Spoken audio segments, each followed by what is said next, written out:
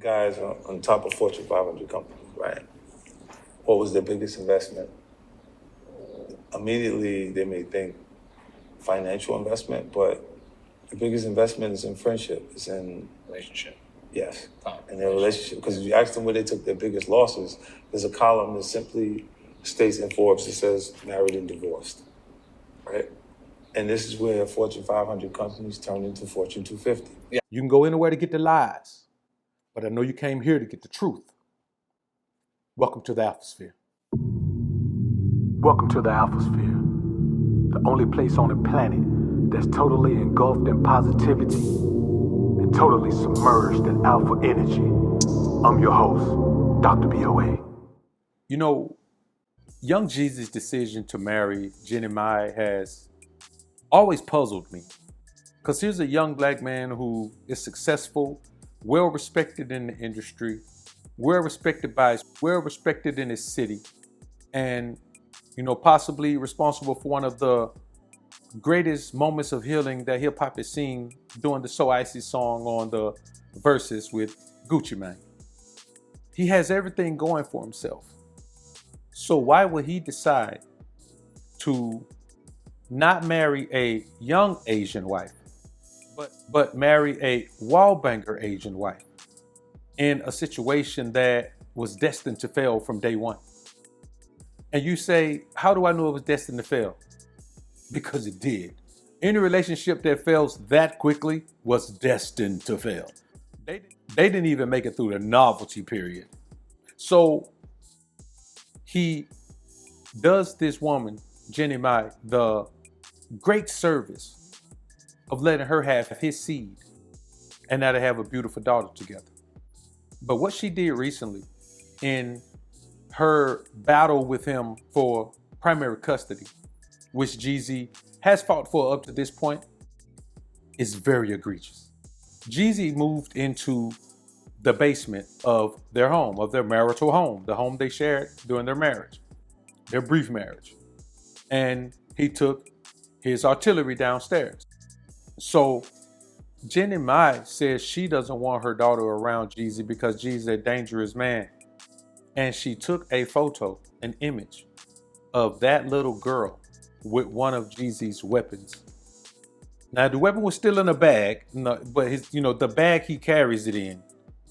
And she's sitting down on the floor beside the bag. Now here's the thing, you may say that's possible, but this is a little girl. According to Jeezy, they never let her get close to doorways, and she's never unmonitored at any time, which I understand. When a kid is when a kid is a baby like that, you have to monitor them at all times. You know, some daycares have these cameras set up where, as a parent, you can log in and watch your child whenever you feel the need to have some reassurance that your child is doing okay. What kind of woman would do this? See, here's the thing, and I'm starting to see a pattern here. When things like this happen, they don't really get a lot of coverage. And what I'm saying is, this is the same thing that we complain about all of the time. This type of energy, this type of, using a child against a man in the court of law to make a man seem like an unfit parent so you can have primary custody and therefore, get the lion's share of child support and do all of these things. Yes, we see these things happen all the time, but the bottom line is, this is a non-black woman doing this. And this is not me jumping off the porch being a panderer or anything. This is me looking at Jeezy and all these other men who thought crossing to the other side was going to save them. See, the relationship problem, the problem with women in relationships in America, it's not about any particular race of woman. It's about the Americanization of a woman. It's about the Americanized mindset that a woman embodies. It's not fit for any type of commitment. In America, you commit to yourself and your own cause. The moment women started to take that mantra as their slogan, everything changed. Relationships were dead at that point. So am I saying that there's no possibility at all? No, I'm not saying that. I'm saying that if a woman is already well known and she's already said some of the things that this woman has said, listen to some of these things. Dated Black Eyes. Loved Black Eyes. Yeah, I did. But for me, dark meat on the side, white keeps me mean and lean. You know, that's why I married white. Man. Absolutely, because I know women who want the constant attention from a man and don't want to feel like they're single. They look single, so they want to, whether it's a different placeholder every week, but they have somebody there. So it's not just men, it's women But too. do they marry their placeholders?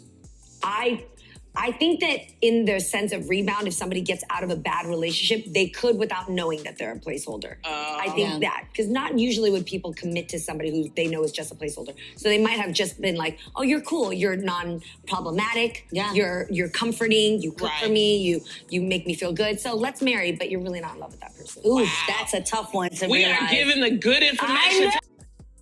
Now, when you listen to her say that, you know, Jeezy was supposed to be a side dude. She didn't mess around and married the side dude. Why? Because the side dude was a sucker enough to wife her up. She never had any intention on being with Jeezy like that. Let me tell y'all something right now, and I want y'all to understand. When it comes to longevity and commitment and creating family and legacy and all of that, nobody wants a black man but a black woman, and nobody wants a black woman but a black man. We have these outliers where every now and then, you know, we'll see a good story, but for the most part, we're all we got. And when you see a man like Jeezy going through this, I don't want to see any man go through this at all. But when you put your trust in a woman because she's, you know, another nationality, or, you know, has a different upbringing, or, you know, a different cultural background, you end up in this situation like here that Jeezy is in. You know what this situation is? F around and find out. That's what he's doing right now. So the fact that this woman will go through this, it made Jeezy just say, I'm not even fighting for primary custody anymore. And I guess what Jeezy's saying is that if you want primary custody so bad that you're going to put my daughter in harm's way, you go ahead and have it. But what I would do if I was Jeezy, I'd cut the whole situation loose. The whole situation was cursed. The whole situation was damned from the beginning. I'd cut it all the way loose, let her have the child and send money. I'll send you the child support, but you go ahead and do your thing. Remember now, I'm supposed to be the side dude. You remember you said dark meat on the side. So, hey, look, I'm cool with that. At some point, Jeezy has to accept the fact that he made a bad decision and married the wrong woman. Many of you men, at some point, you got to accept the fact that you made a bad decision and married the wrong woman. And if that's what you did, just embrace that. Own up to that. Accept the fact that you crossed the line. You knew you were marrying the wrong woman. You married her anyway. You knew you and that woman weren't compatible. You knew you and that woman weren't compatible, but you married her anyway. You knew that woman didn't have your best interest at heart, but you married her anyway. You knew you weren't really all that attracted to that woman, but you married her anyway. Jeannie Mai is not a very attractive woman. I've seen much more attractive Asian girls than her. And I'm just saying that I'm not saying she's a terribly bad looking woman, but come on, man. You mean tell me Jeezy couldn't do better than that? Come on, man. All the things a man look for in a woman, she ain't got none of them. She didn't even want the guy. Jeezy would never be her first choice on any planet unless they were the only two people there. And then if they had toys that, she probably wouldn't pick Jeezy then. I want y'all to learn from this mistake that Jeezy made. He thought that he was going to get a better version of femininity, a better version of wifehood, a better version of shut up in his obedience. But what he got is a much worse version, because he got the version of a woman who doesn't even view him as her type. He's her type to play with, not to stay with. But let's be honest, Jay Jenkins got a little bit of paper. Jeannie Mai ain't papered up like that. And so when she realized that Jay Jenkins, her perennial choice for side dude, would wife her up and put her in the most dominant position in the most formidable position in his life, she jumped on it. And let me tell you something. You say Jeezy divorced her, but let me tell you something. Sometimes the best thing somebody can do in their estimation is not leave you, but run you off, make you leave them. And I can promise you, the way Jeezy bailed out of this situation, man, that one was getting on his nerves, dog. She was getting on his nerves. But here's the problem.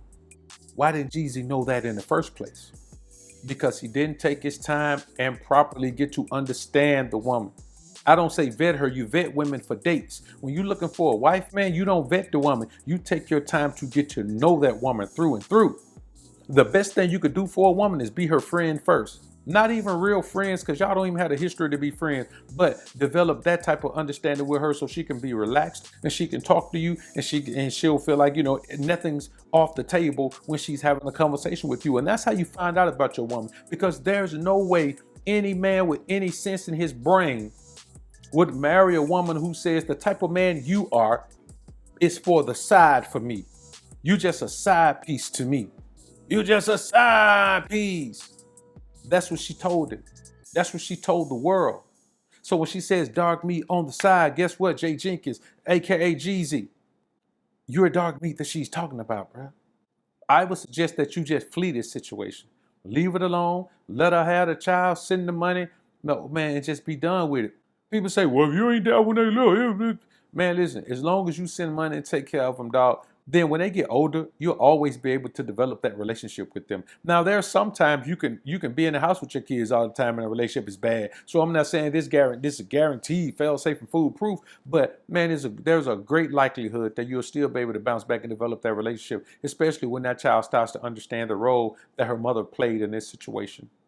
So I say to Jeezy and other men in situations like this, sometimes you just got to know when it's time to leave a woman alone before you get yourself into a permanent situation like this. Because you dance and wash your way into these situations with your little tuxedo on. Man, she come down the aisle and, you know, bum, bum, bum, bum. But you know what? Ain't no celebration on the way out. Ain't nobody partying and drinking and having a good time eating and being married on the way out. You got to fight to get out of it.